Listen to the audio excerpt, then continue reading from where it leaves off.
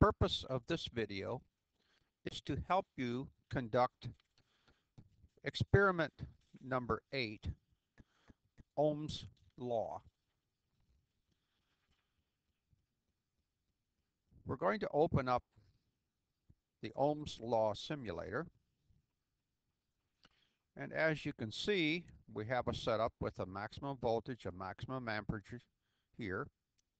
We select these by using drop-down boxes. We can increase the resistance over here. We can decrease the resistance. This is the resistor over here. We can increase the voltage. You see that down here. We can reduce the voltage. Again, the change takes place down here. So this is basically the simulator. And so let's look at what the setup instructions tell us to do. It says to set the maximum voltage at 10. Well, it's already set at 10. And the maximum current at 100 milliamps. Then it says reduce the resistance R to 100. Well, since I was playing around with it, I have to decrease down to 100.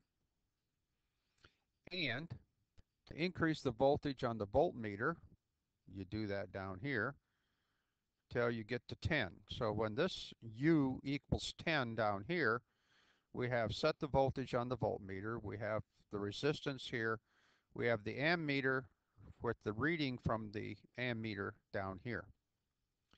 So it says to record what you have for a voltage of 10 and a resistance of 100, a current of 0.100. So if we look at our worksheet, we have a resistance of 100, a voltage of 10, we have a current of 0.100. Now that's what I got down here, so I'm recording exactly what this tells me down here. I'm recording in here. Now over here it says take I, which is the current, times the resistance, which is over here. So 0.100 times 100 gives us 10. And for the purposes of this experiment, you can either enter a whole number here or to 1 decimal place. So we've recorded the first one. And so what we're going to do then is we're going to change the resistance to 200, 300, 400, all the way up in steps of 100 to 1,000 ohms. We're going to keep the voltage constant, and then we're going to record the current, and we're going to calculate the voltage. So let's see what happens when we increase to 200, 300, 400. Notice that these numbers down here are changing as I increase or I decrease the resistance. Okay? So the second part says we're going to repeat all of the steps from the first part of the experiment, only this time we're going to have 10 as the maximum voltage, 100 milliamps as the maximum current, and we're going to set the voltage down here, right here. We're going to set this voltage on this to 5 and the resistance at 100.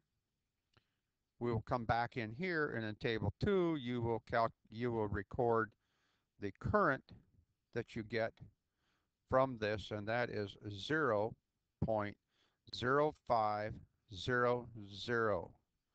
So record all of these numbers in this box right here.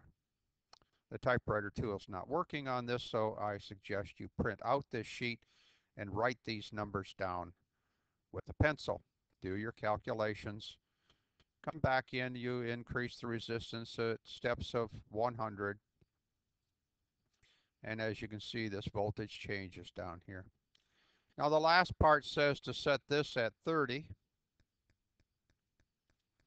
Leave this at 100, and to increase our voltage up to 20. So we want to set the voltage for the last step at 20. We start with 100. So this battery has a voltage of 20 now. resistance of 100, and we read an amperage of 0.200. And so you would record in this table 0.200 under the current, make your calculation, then increase through the voltage, the resistances, change the resistances, you change the resistances, you change the current flow through the system. Remember, if you have any questions, contact your instructor before entering your answers into the lab report.